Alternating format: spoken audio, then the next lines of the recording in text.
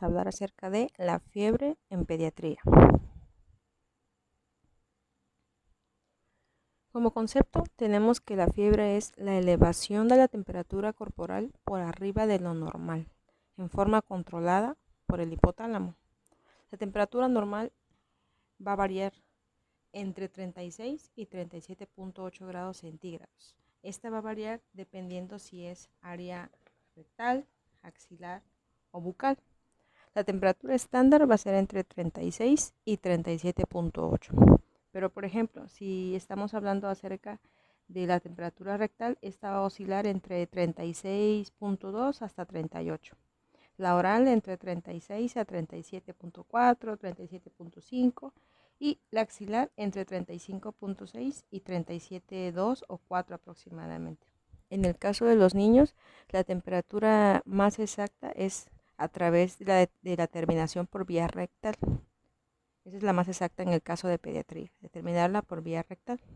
Sin embargo, es una técnica un poquito más molesta en los niños, por lo que se opta en tomarla vía axilar. Tenemos que, además del concepto de lo que es fiebre en general, tenemos una clasificación de tipos de fiebre o algunos conceptos que podrían parecerse a lo que es fiebre, pero vamos a diferenciar entre lo que es una fiebre como tal, una febrícula, hipertermia, la fiebre de origen oscuro y la fiebre espuria. En el caso de la febrícula, esta es la elevación de la temperatura por arriba de los valores normales, pero inferior a los valores de fiebre. Es decir, va a estar elevada arriba de lo normal, por ejemplo, va a estar arribita de lo que es 36 o 37.9, pero no va a pasar o sobrepasar los 38. Y generalmente la febrícula se va a ocasionar cuando estamos expuestos a grandes temperaturas. La insolación, por ejemplo, los golpes de calor van a provocar febrículas. La hipertermia es la elevación de la temperatura por arriba del punto de control del hipotálamo, es decir, que el hipotálamo aquí ya no puede controlar la temperatura. Aquí ya estamos hablando de un proceso infeccioso generalmente. La causa aún no sabemos, se va a determinar. En el caso de la fiebre de origen oscuro es la persistencia de fiebre sin una causa aparente por más de 3 semanas de evolución. Es decir, en este caso de la fiebre de origen oscuro es cuando ya pasó más de 3 semanas o un poquito más de las 3 semanas, el niño no tiene ninguna causa aparente que le provoque la fiebre, es decir, no tiene infección de vías urinarias, no tiene náuseas, no tiene diarrea, no tiene tos, no tiene gripa o algún otro síntoma que nos oriente a la causa. Simplemente presenta fiebre y ya, por eso se determina fiebre de origen oscuro. Sin embargo, tiene que haber una causa establecida por la cual le provoque la fiebre. En este caso hay que realizarle estudios un poquito más avanzados al niño para poder determinar cuál es la causa de la fiebre. Y en el caso de la fiebre espuria, aquí el paciente o el familiar afirma que el bebé en este caso presenta fiebre, pero no lo logra demostrar ante el médico, por ejemplo, que lo está examinando. Es decir, la mamá refiere que en su casa presenta fiebre, pero llega a la consulta y le tomas la temperatura y no tiene fiebre. Es decir, es porque ellos consideran que tiene fiebre, pero no es determinable. Ahora vamos a ver la clasificación de tipos de fiebre en relación a su duración y frecuencia. Tenemos que se va a clasificar en la continua, remitente, intermitente, recurrente y la ondulante. En el caso de la continua, son oscilaciones diarias menores a 1 grado, pero sin llegar a la temperatura normal. Es decir, la fiebre se va a mantener, no se va a elevar más de lo que está, pero tampoco va a llegar a la normalidad. El niño va a persistir con la fiebre, pero no va a aumentar más allá de lo que le tomamos. Es decir, se va a mantener 37.5 si es que tiene febrícula. Si llegara a tener fiebre, se va a mantener en 38, 38, 38, pero no va a llegar hasta 39 o 40, es decir, sobrepasar esas cifras. En el caso de la remitente, son variaciones diarias mayores a 1 grado sin alcanzar la temperatura normal. Es decir, puede variar de 38 a 39, 39, 39.5, 39, 40. Va variando, pero no llega tampoco a disminuir ni llegar a la temperatura normal. Se mantiene así. En el caso de la intermitente, existen periodos con temperatura normal mayores de 1 día. Es decir, presenta el niño fiebre, Después puede tener todo un día que ya no tiene fiebre, la mamá dice, no, pues ya no tuvo fiebre, ya no le da el paracetamol o el ibuprofeno, y al segundo o tercer día vuelve a presentar la fiebre, ¿no? Es intermitente. La recurrente es una fiebre continua durante 2 a 5 días con periodos de temperatura normales de igual a tiempo de evolución. Es decir, el niño tiene 3 días seguiditos fiebre, 2 días que no tiene fiebre, luego vuelve a presentar otra vez 3 días seguidos de fiebre y otros 2 días que está normal. Y en el caso de la fiebre ondulante es cuando existe una combinación de varios tipos de esta. Generalmente en esta clasificación encontramos a las fiebres tercianas. ¿Cuáles son las fiebres tercianas? Son las que se presentan en casos de pacientes con paludismo, que generalmente ellos tienen fiebre cada 3 o 4 días. Esa es la característica principal del paludismo. Y las que son cada 21 días son pacientes que tienen problemas de neutrofilias con infecciones de tipo bacteriana, pero sobre todo por disminución de los neutrófilos, ¿sí? Tienen una neutropenia cíclica, entonces cada 21 días van a presentar la fiebre por la disminución de los neutrófilos.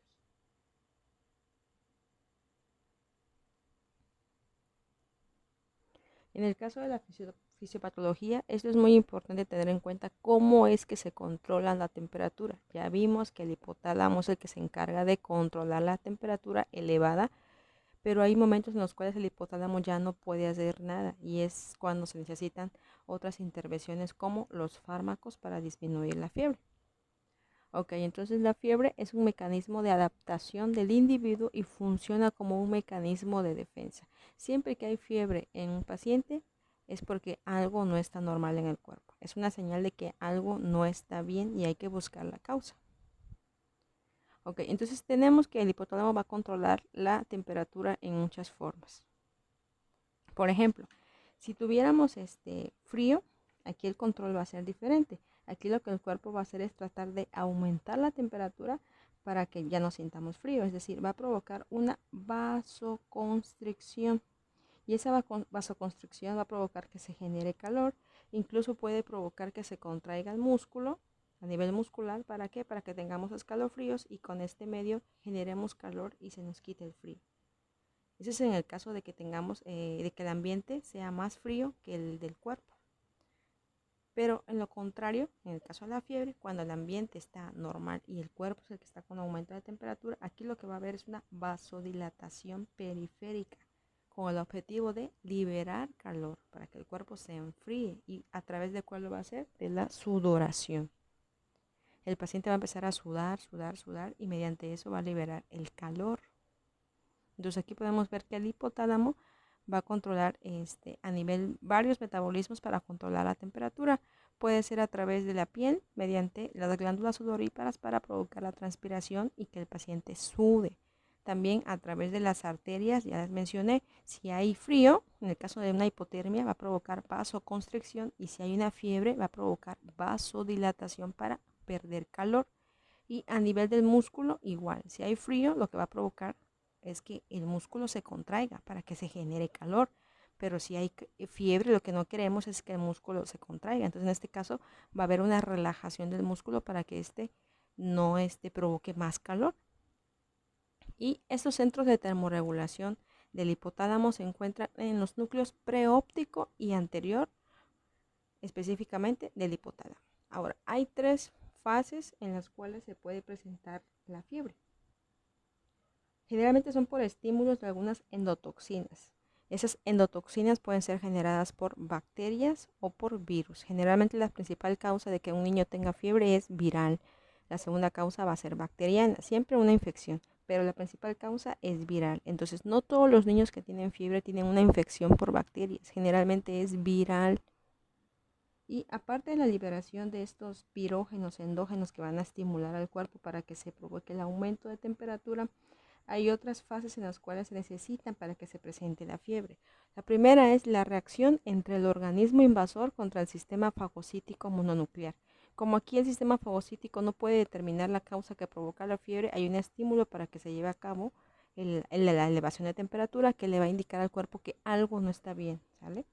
Y después la segunda fase es actúan esos pirógenos endógenos que liberan ya sea el virus o la bacteria en el centro de la termorregulación del hipotálamo para que éste ya no la controle, es decir, Recordemos que vimos que la fiebre va a ser hasta todavía controlada por el hipotálamo, pero cuando el hipotálamo ya no puede controlar la temperatura es porque ya hay un caso de infección severa y hay que recurrir a otros medios. Entonces, en ese caso, esos pirógenos de las bacterias o de los virus atacan el centro termorregulador para que éste ya no pueda controlar la temperatura.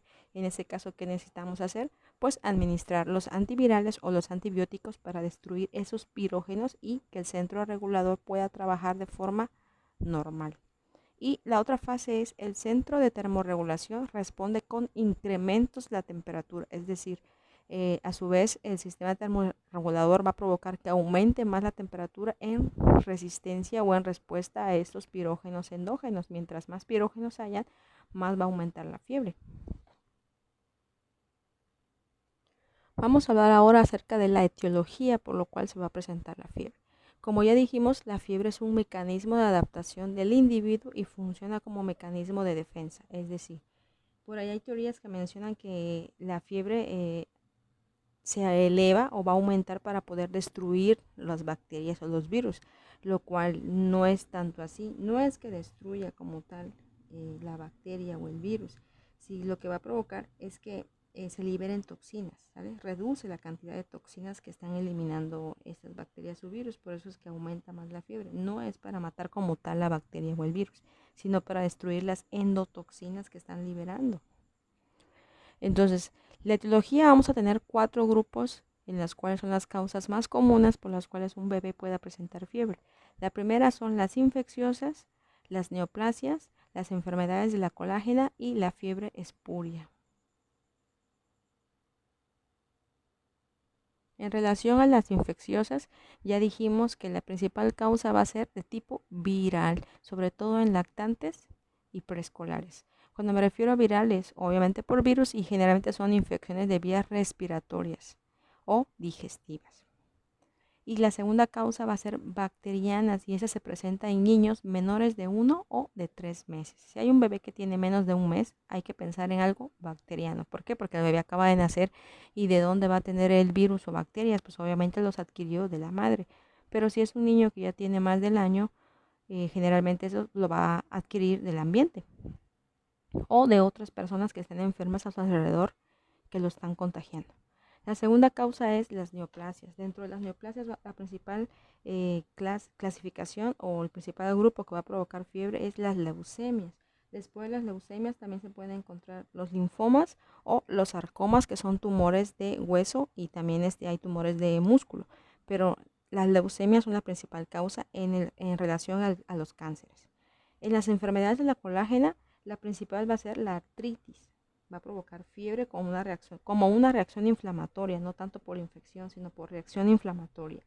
Pero también podemos encontrar la fiebre reumática y las púrpuras vasculares. Y en el caso de la fiebre espuria es aquella fiebre en la cual no hay una causa aparente que nos esté dando la idea de por qué se está presentando la fiebre. Simplemente no sabemos. Es como la de origen oscuro a determinar, es decir, no tiene un patrón en el cual podamos asegurar cuál es la causa que esté provocando la fiebre.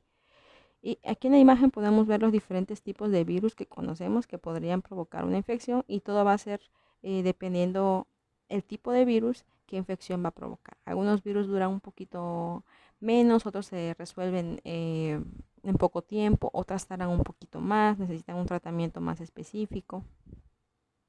Generalmente las infecciones respiratorias en los niños delimitan en poco tiempo y no necesitan medicamentos más que sintomáticos. Si tiene fiebre, darle para la fiebre; si tiene dolor, para el dolor; si tiene escurrimiento nasal, pues darle para la gripa. En el caso de las bacterianas, ahí sí necesitamos un antibiótico de acuerdo al agente causal que está provocando la infección. Y bueno, las causas de la fiebre a su vez se van a clasificar en 2 fases. La aguda, que es cuando la infección se está presentando en menos de 7 días en relación a su evolución, y la prolongada, cuando el niño ya lleva más de una semana con fiebre. Ok, ahora vamos a hablar acerca del diagnóstico de la fiebre. Hay 4 fases aquí que debemos de considerar para poder diagnosticar como tal que el niño tiene fiebre. La primera, determinar realmente la existencia de fiebre, es decir, Ya vimos los tipos de fiebre que hay, las clasificaciones, cuando a veces la mamá dice que el bebé tiene fiebre, pero determinable o detectable no hay fiebre como tal. Entonces primero hay que asegurarnos la existencia de la fiebre, mediante cuál pues la toma de la temperatura con dispositivos. Pueden ser termómetros de mercurio que son los más utilizados o también esos digitales que son nos ahorran tiempo, pero generalmente son más exactos los de mercurio que los digitales. Y recuerden que dijimos que la temperatura rectal es la más exacta. Entonces necesitamos un termómetro rectal. Pero generalmente en las instituciones se utiliza más el axilar. No realizamos el oral, ¿no? Realizamos más la toma de temperatura axilar.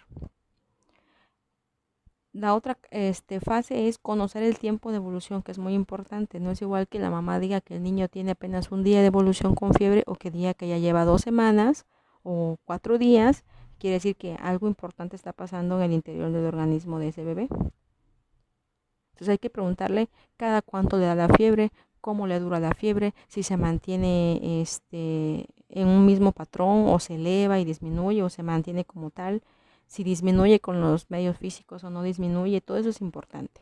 Hay que preguntarle también los signos y síntomas que orienten la etiología, es decir, además de que tiene fiebre el niño, ¿qué otra cosa presenta? Se queja de dolor de cabeza, tiene diarrea, tiene náuseas, tiene molestias urinarias, es decir, que cada ratito quiera ir al baño, tiene tos, tiene gripa. Eso nos va a indicar a cuál sería la causa posible que provoque que el niño tenga fiebre. Igual, si tiene erupción en el cuerpo, si tiene ronchitas, que nos podría orientar a que el niño tenga una infección viral como, por ejemplo, varicela, sarampión o el dengue, ¿no? Que son las más comunes que provocan fiebre también en los niños. Y la otra son los estudios. Obviamente, además de lo clínico, nos vamos a orientar con estudios para poder determinar con exactitud el diagnóstico. Los estudios pueden ser desde el laboratorio, estudios de sangre y de orina. De sangre, pues para ver si hay aumento de los leucocitos, que nos van a indicar qué tipo de infección es, si viral o bacteriana. En el examen de orina para poder saber si el niño tiene una infección de vías urinarias y eso esté provocando la fiebre. Además, podemos auxiliarnos también de otros estudios de gabinete. En el caso de que el niño tenga algún problema quirúrgico, podríamos hacerle un ultrasonido. Si creemos que es por vía respiratoria, pues una placa de tórax para determinar o descartar que no tenga bronquitis, neumonía o algún otro proceso infeccioso, ¿no? Y algún otro tipo de estudio especial que amerite de acuerdo al diagnóstico que va a tener el niño, pues a lo mejor necesita otro estudio un poquito más avanzado para diagnosticarlo. Y en el caso del tratamiento, esto es sencillo. Va a depender, para empezar, de la causa que esté provocando la fiebre, ¿no? Si es una infección intestinal, pues le tengo que dar el tratamiento para que disminuya la fiebre. Es decir, si quito la infección, va a ir cediendo poco a poco a la fiebre. Si es una infección de vías respiratorias como faringoamigdalitis, bronquitis, etcétera, igual tengo que darle tratamiento antibiótico para la infección para que el niño pueda mejorar. Pero además de eso, podemos tener otras medidas para lograr que la fiebre disminuya un poco en el bebé. Por ejemplo, el aporte extra de líquidos. Eso es muy importante. Mientras el niño tenga fiebre, hay que mantenerlo hidratado para evitar la deshidratación.